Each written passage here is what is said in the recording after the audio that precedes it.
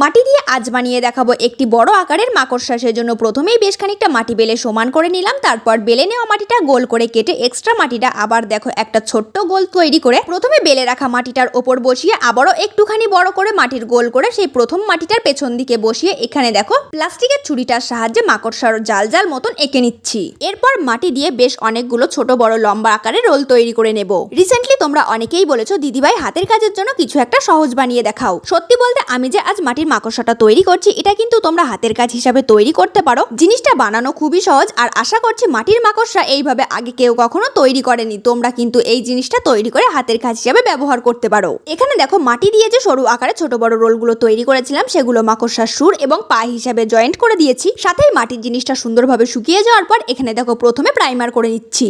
ইয়াসমিন, মৌসুমী, মেঘনা, মিনা, অভিজিৎ, দিশা, রিমা, তামান্না, রাজা, শুভানা, বৈশাখী তোমাদের প্রত্যেককে অনেক ধন্যবাদ কমেন্ট করার জন্য।